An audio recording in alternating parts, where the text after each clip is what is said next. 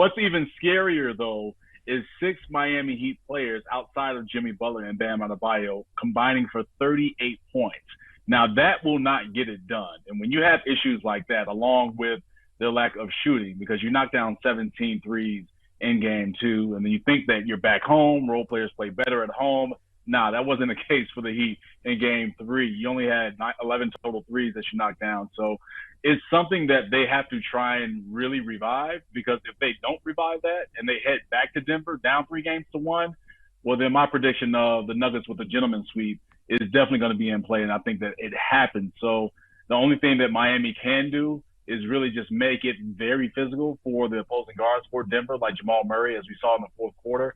He has some issues with a lot of that 2-2-1 press that Eric Spoelstra extended out, and you saw traps coming very early in the front court with that. So I think if they can try and disrupt him and just disrupt other Nuggets ball handlers, I should say, then that should be a better spot for Miami to be in. But hey, when you're Nikola Jokic and you're Jamal Murray and you're handing out 30-point triple-doubles on the road after you just dropped game 2 and embarrassed your team and your fans in your home arena, you're like, nah, we need to run that back and show who we really are. And you do it with 30-point triple-doubles. That's sick, man. We're never going to see that again, at least in our lifetime. 2 teammates, 30-point triple-doubles in the NBA Finals on the road. That's craziness. I mean, the numbers are essentially identical. Jokic played 44 minutes, Murray 45. Jokic shoots the ball 21 times, Murray 22. They both make 12 field goals. It's insane, Cam. You're right. Who knows if we're ever going to see that again. I want to ask you about the Heat, though. We know kind of the two-headed monster in this series. Jimmy Butler, obviously, but Bam's been playing great basketball first 3 games of this series. Who do you think needs to be the third guy for Miami? We saw Gabe Vincent go off in game 2. Obviously, Caleb Martin was unreal against Boston, hasn't been that guy yet. You think it's one of those two? Is it maybe one of the shooters, Strus or Robinson? Who do you think needs to be that third piece for Miami in this series?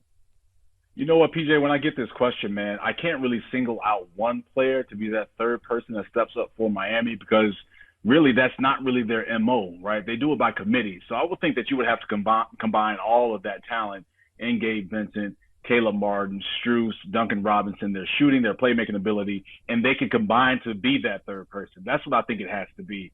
I can't see Caleb Martin really stepping up and being that third scorer for Miami. One, because Denver, when you look at them defensively with the length, the strength that they have, and the athleticism, it makes it difficult for Caleb Martin to really get himself going. He had spurts last night. Now, I will give him that, but he wasn't the Caleb Martin that we saw in the series against Milwaukee.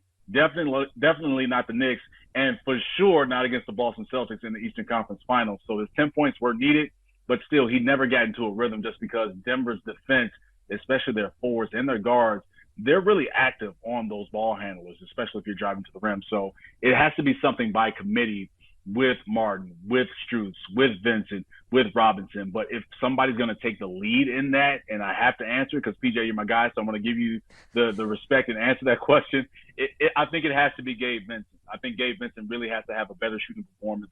He was 1 for 6 from 3 in game 3.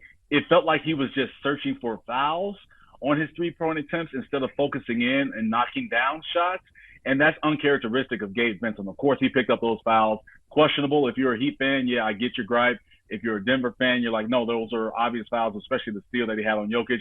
But when you look at the replay, he hooked his leg to keep him away from getting the ball. So he needs to get back to being himself, and that's the guy that has made himself a lot of money in this playoff run. He's going to sign a nice contract. So Gabe Vincent has to be the leader of that committee-led group to be the third scorers or the third impact players for Miami.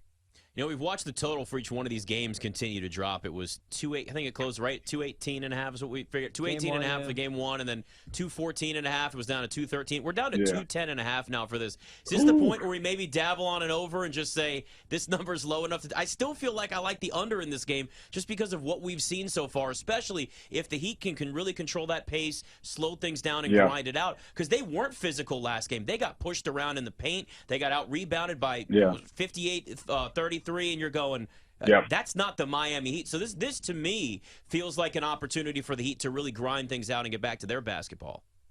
No, take the under, Nick. Look, you guys saw Friday. You saw what happened when Debo pulled up on his bike to Craig and Smokey, and when they were sitting on the porch.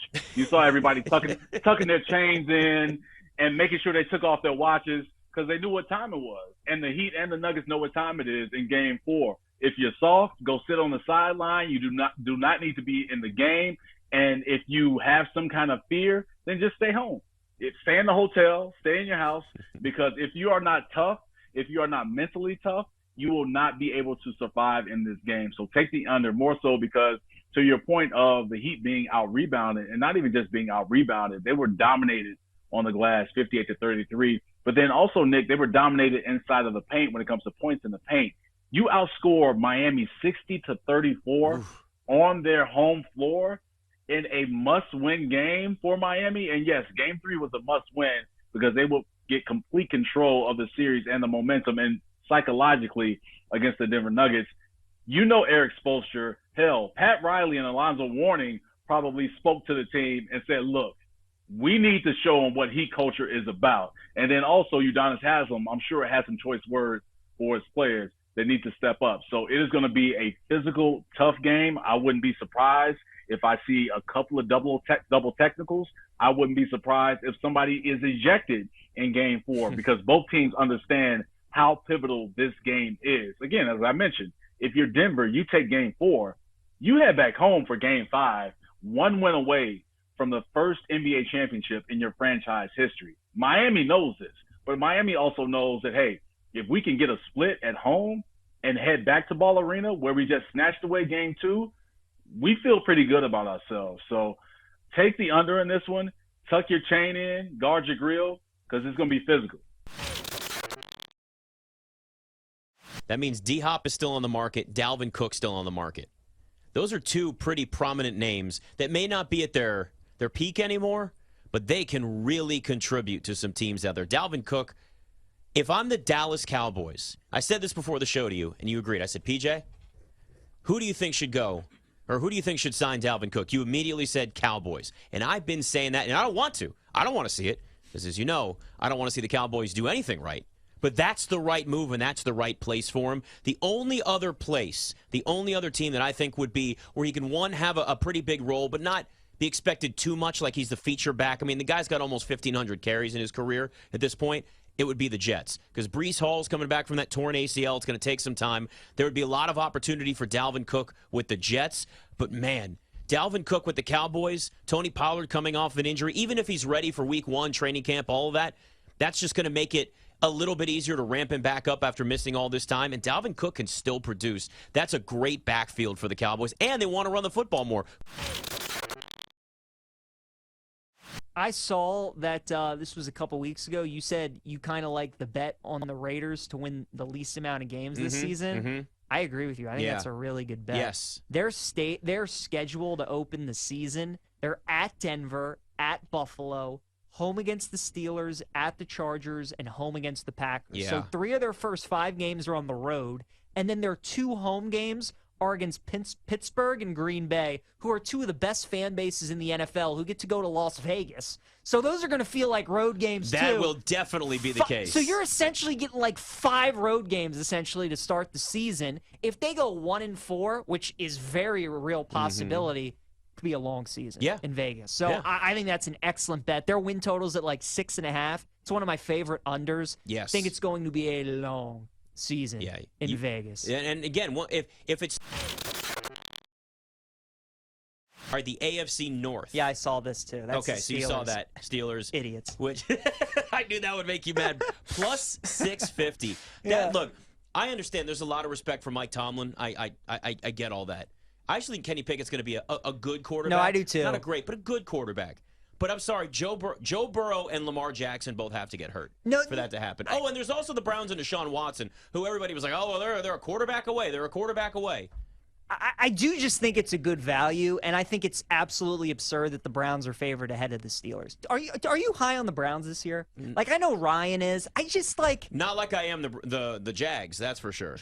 No. But it's also because that division's just so tough. Right. And it's harder. There's a lot of teams in the AFC I look and go, if you're in the NFC, I'd love you, but you're in the AFC, and you're going to be third in your division. Yeah. Like the Browns might be a top 5 team in the NFC.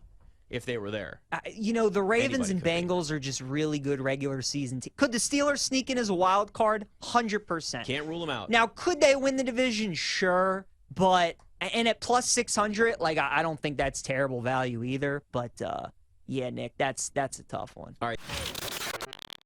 You know what?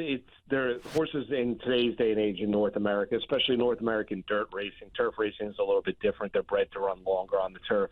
Horses aren't really bred to run a mile and a half. This might be one of the only times that they run a mile and a half. So breeding's important. And what I mean by that is you look at it, 4 of the last 8 winners of the Belmont Stakes have been bred to Tappet. So you see a couple horses in the race on Saturday, Tappet Trice, Tappet Shoes. The Tappet bloodline has been really, really successful in the Belmont Stakes. The horses have been more grinders. They've been able to run longer distance, even at an early age of 3. That's been something you look at. So you look at breeding, number one. You look at, does the horse run fast enough? And that's something when you look at past performances and you look at the buyer speed figures, is he going to run fast enough? Then you look at race flow. And I mentioned it before, the Belmont Stakes is usually a jockey's race. So you want a horse that's not coming off unless it's going to be a ridiculous speed duel up front. And usually you don't get that in the Belmont.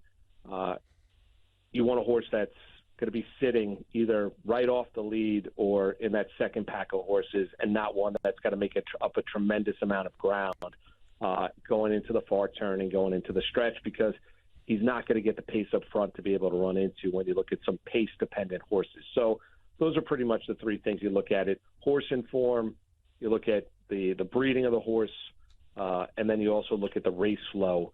Exactly how does it play out when you're looking at the entire field?